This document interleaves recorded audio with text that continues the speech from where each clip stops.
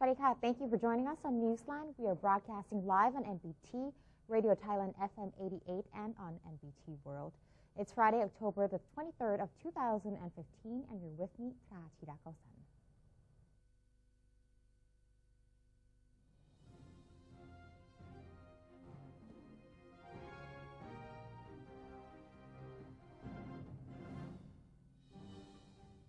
Welcome to today's segment of Thailand Moves Forward. In our first story, the Interior Minister recently represented Thailand at the World Humanitarian Summit Global Consultation.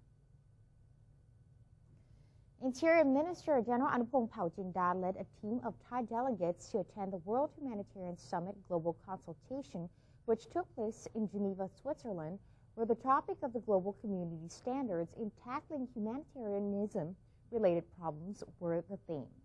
At the summit, which was held from October 14th until the 16th, General Anupong delivered a speech in which he assured the international community that Thailand has always recognized the importance of solving social inequality through initiatives such as the promotion of equal access to resources and social services, the building of awareness on safety, and the strengthening of broad cooperation both at regional and international levels.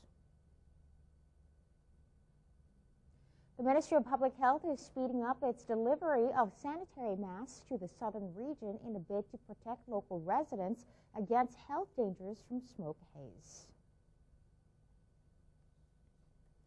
After the haze situation flared up again in southern Thailand, Permanent Secretary for Public Health Sopon Mekton relayed concerns from Prime Minister General Prayut Chan-o-cha and Public Health Minister Piya Sakon Satayathorn for the well-being of local people. He said local public officials, medical personnel, and health volunteers have been instructed to inform residents of correct ways to cope with the haze. Nearly 56,000 sanitary masks have so far been provided by the Public Health Ministry for people in affected provinces, especially the elderly, children, pregnant women, and patients with chronic diseases and respiratory systems. Another 40,000 masks are currently on their way. In addition, Mr. Sopon said other recommended practices during this period include closing all doors and windows while at home, refraining from outdoor activities, wearing face masks while outside, and drinking plenty of water. Based on the latest measure by the Pollution Control Department, Songkhla Province had the highest level of particulate matter in the air, which was recorded at 360 micrograms per cubic meter. High readings were also acquired from many other provinces in the south, such as Satun, Pattani, Surat Thani, and Yala, all of which exceeded the safety limit of 120 micrograms per cubic meter. Thailand has greatly benefited from the International Organization of Motor Vehicle Manufacturers, or OICA, which has promoted this member country as a major automobile maker. In the wake of a General Assembly of the OICA, Industry Minister Achakasi Bunryang said Thailand, which is among 38 member states of the OICA, has considerably benefited as a major automobile manufacturer among the ASEAN bloc and organized OICA-approved international motor shows since the last 5 years. Thai Automobile Industry Association President Thanawat Kumsin said this year's assembly provided an important opportunity for the Thai automobile industry to develop itself to live up to world standards and to contribute to the country's economic progress. Thailand has manufactured an estimated 1.8 million vehicles, with sales values ranking 17th in the world. Of that total, some 1.1 million vehicles were exported in recent years. About 1.2 million vehicles are expected to be delivered to world markets throughout the year. The chairman of the Constitution Drafting Committee, or CDC, has revealed that the government, under the new charter, will have to be responsible for providing welfare for the people, and its negligence could bring about legal penalties. According to CDC Chairman Nichai Ruchpan, an additional clause has been given to the draft charter to make the government legally bound to provide citizens with the welfare they are entitled to. Previously, the law only loosely stipulated that the people possess the right to welfare. The placement of the issue under the government's responsibility is aimed at entailing grave consequences in case of dereliction, including a motion of no confidence and even criminal prosecution of concerned officials. Meanwhile, commenting on a proposal made by a Privy Councillor for corrupt politicians to be banned for life, Mr. Michai said the suggestion is similar to the content of Section 35 of the draft charter, but is still pending further study. The Constitution Drafting Committee, or CDC, has concluded to include in the new charter the provisions that protect media freedom and people's rights to public gathering. CDC spokesman Norajit Singh Hassaini said that the meeting of the charter drafters continued discussing Section 3 of the draft Constitution, which is about rights and freedom of Thai people. Mr. Norajit said that the CDC has expanded the detail of this section to cover such issues as the protection of the freedom of gathering in a form of the association, cooperative, or groups with an objective to protect public interest or maintain public order. Other issues that the charter drafters have included under Section 3 are the protection of rights to share opinions, to help the government plan public policies and laws, as well as the protection of freedom to report news and present information by members of the press. Mr. Norajit added that the CDC also discussed the protection of freedom of unarmed public gathering and other issues, all of which will be written in detail in organic laws that are still being deliberated. The Royal Thai Navy has allowed members of the press to observe humanitarian operations on irregular migration in the Indian Ocean in Phuket province. Spokesman for the Royal Thai Navy, Captain Benjamaporn Wongnakornsawang, said both Thai and foreign news agencies have had a chance to be briefed on humanitarian efforts at the 3rd Naval Area Command in Phuket. Captain Benjamaporn said the irregular migration has become a global issue and that Thailand is concerned for the well-being of migrants crossing the Indian Ocean. Prime Minister General Prayut Chan-o-cha has instructed the Ministry of Interior to establish a Patrol Operation Command Center to reach out to migrants passing through Thai waters and assist other countries upon request. A seminar has been held between the Marine Department and the fishery operators in Nakhon Si Thammarat province to create an understanding of the current measures against illegal fishing. Mr. Somsak Hommuang, Inspector General of the Transport Ministry, presided over the seminar in Khanom District of Nakhon Si Thammarat, which was attended by heads of government units, fishery operators, and members of the public. The discussion was to allow for a better understanding in regards to the measures put in place to eradicate illegal, unreported, and unregulated fishing, as well as the duties of the Marine Department, the Command Center for Combating Illegal Fishing, and related agencies. The seminar was also aimed to enable boat operators, crew members, and the public to participate in an exchange of opinions and suggestions from which information would be used in the development of Thai fishery standards. Besides, there was an exhibition on the standard of fishing boats and a presentation of certification stickers to operators who have complied with the law. The event was part of the Marine Department's effort to raise awareness of correct practices amongst those involved in fisheries and to give the European Union a clearer picture of Thailand's stance against IUU fishing. The Tourism Authority of Thailand, or TAT, is gearing up to stimulate the tourism sector in the lead up to 2016 with the Thailand Checkpoint Project, while setting the goal for tourism revenue for 2016 at 807 billion baht. TAT Governor Yuttasak Supason said that the TAT will promote 12 must-see provinces to encourage tourism across regions of the country. The project will help the provinces to accommodate increased tourism and expects to draw a growing number of tourists to the various destinations. Mr. Yuttasak also revealed that the Thailand Checkpoint Project is being designed to encourage Thais to visit local destinations to stimulate domestic spending. Strategies include a stamp book indicating where travelers have been in order to qualify for a draw with prizes worth up to 1 million baht. He added that in 2016, the TIT plans to attract 150.8 million tourists with a goal of generating 807 billion baht in revenue from domestic spending and 1.536 trillion baht from foreign tourists. The 9th Bang San Thailand Speed Festival 2015 is expected to generate 100 million baht in revenue for Chonburi Province. The Ministry of Tourism and Sports, the Tourism Authority of Thailand, the Sports Authority of Thailand, Chonburi Province, and San Suk Municipality have jointly held a press conference at the Thai Resort about the festival, which will begin from November 24th until the 29th. Former Culture Minister Sontaya Kunpluem and representatives from the Royal Automobile Association of Thailand under the royal patronage and other promoters of the event have also attended the press conference. Mr. Sontaya said the festival for the past 8 years has generated hundreds of millions each year for the Chonburi Province. Every year, automakers from various nations around the world send their products to compete in the race, attracting at least 200,000 spectators each year. However, the number of auto enthusiasts is expected to top 500,000 this year, according to the former minister. In addition, a cycling competition will this year be included in the competition for the first time.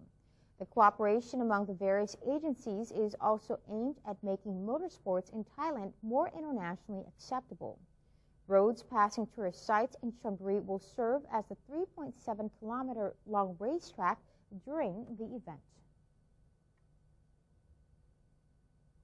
The Best SMEs of Thailand event continues to attract crowds of people to its venue at Klong Pradum Kung Kasem Market near Government House, giving vendors a chance to showcase their products. Activities include a competition by SME banks to create a new SME entrepreneur. The winner will receive 200,000 baht towards their new business. Other highlights include free haircuts and goods offered at discount prices, as well as the exchange of know-how for those who are interested in starting their own business. SME operators can also get financial advice from experts. The event is open to the public from 10 a.m. until 7 p.m. This is going on until October 25th. For more information, please contact the hotline 1357. Open-bill storks fleeing the Siberian winter have migrated south and arrived in Buriram province to find nesting grounds. Hundreds of open-bill storks can be seen building their nests around Sanam Bin Reservoir. These migratory birds have often traveled to the northeastern province each year to raise their young. Their numbers could increase to 100,000 in November once their eggs hatch. Buriram authorities have prepared a bird-watching spot and 10 binoculars for visitors to observe them in their natural habitat. Many rare species of waterfowl and other birds are also expected to arrive at the reservoir. The reservoir has been declared a non-hunting area to allow these birds to nest and feed peacefully. Campgrounds will also be provided for those who wish to spend the night. Head of Sanam Bin Reservoir non-hunting area, Monton Tantisak Chaitan, said that these birds return to this area every year due to the abundance of food and relative safety from human activities. And that's the end of today's edition of Thailand Moves Forward. Before we take a quick break, let's take a look at the exchange rates and commodity prices.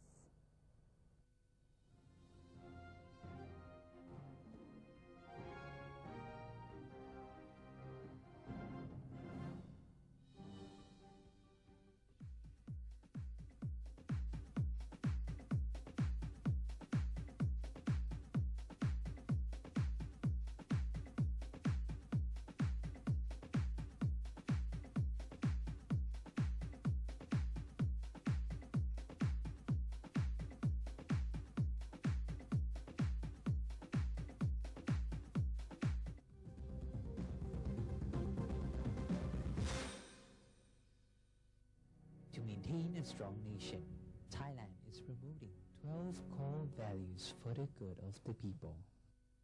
The fourth core value: seeking direct and indirect knowledge and education.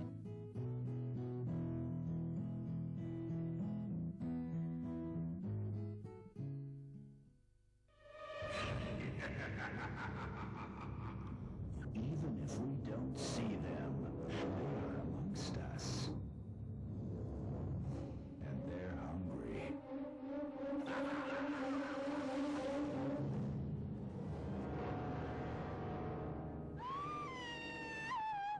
Slay your power-sucking monsters. Take their power away. Think when you plug. ASEAN Political and Security Community.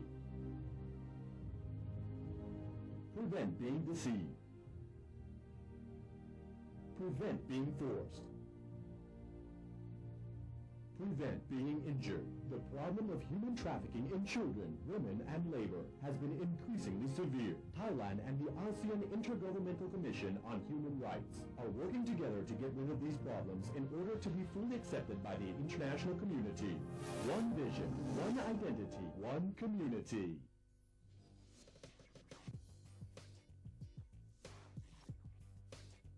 Multiple perspectives, insightful commentary on Thailand with The Insider every Sunday morning at 10:30 on NBT and NBT World. Welcome to ASEAN, a community comprised of 10 countries, each with its unique culture and history, now unifying to bring added prosperity to the region. For centuries, each country remained independent. But now we are coming together to compete in the 21st century globalized world. ASEAN is bringing together more than 600 million citizens and a total land area of 4.4 million square kilometers, and is providing economic opportunities, trade, travel, and new educational possibilities. The combined GDP of all 10 ASEAN countries comes to a total of $2.4 trillion, which means the ASEAN entity ranks amongst the world's major economic powers. The future is here. Welcome to ASEAN, the community of opportunities. The Southeast Asia region is now becoming one.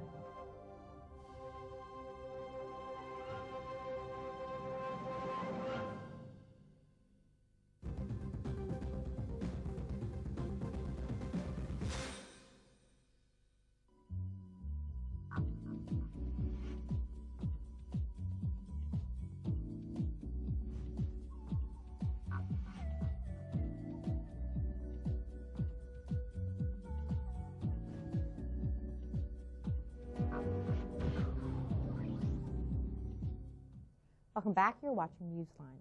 For half a century, Laos has been powering itself using clean and green technology, mostly electrical power with no pollution. Now, with the onset of the AEC, Laos is interested in sharing its green power within the region. NBT World reporter Panotsi Sinsap is in Laos and brings us this special story. Imagine being able to power the entire nation from just renewable energy.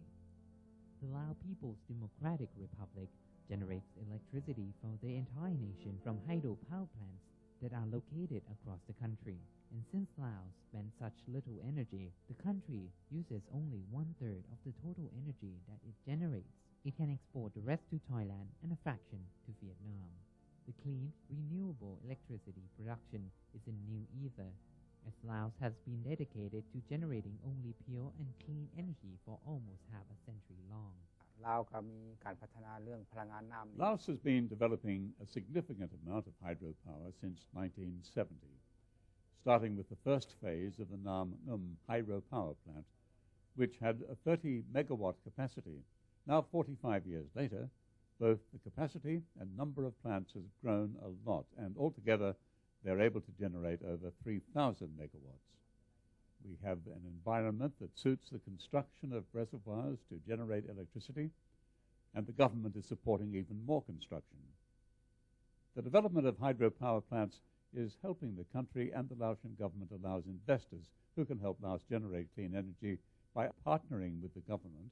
We are also not only limited to hydropower, but we also use various resources such as wind, water, or even coal. There is just one main condition. There must be competition, and the resources that are used will have to remain sustainable and be efficient. If a plant meets these three principles, the government would like to support it. The Laotian government really places major importance in generating clean and lasting energy, not just for themselves, but for the entire ASEAN region. The country's current power supply adds up to about 1,000 megawatts for the 6.7 million people living in the country. So by generating 3,000 megawatts, the output is now triple what its power supply needs are. If they can maintain this ratio, Laos can cope with the future demand as well, while meeting its vision of supplying power throughout ASEAN. In the year 2020, we'll increase our power output to 7,500 megawatts, doubling what we have now. And in the year 2030, we'd like to generate 17,000 megawatts. One-third to about half will be used within Laos, and we'd like to export the rest. We would like to make renewable energy more prominent instead of trying to harness energy from natural gas or coal, for we all know that it won't last forever, and one day that resource will run out. Dr. Dao Wong lastly added that in 2025, the ASEAN members would like to increase the share of renewable power usage throughout ASEAN to be at least 20%. The development of pure, renewable energy in Laos will not just help reduce CO2 emissions and help in the fight against global warming, but will also make the region cleaner and greener. Hampanot Season-Sub for NBT World in Vientiane, Laos.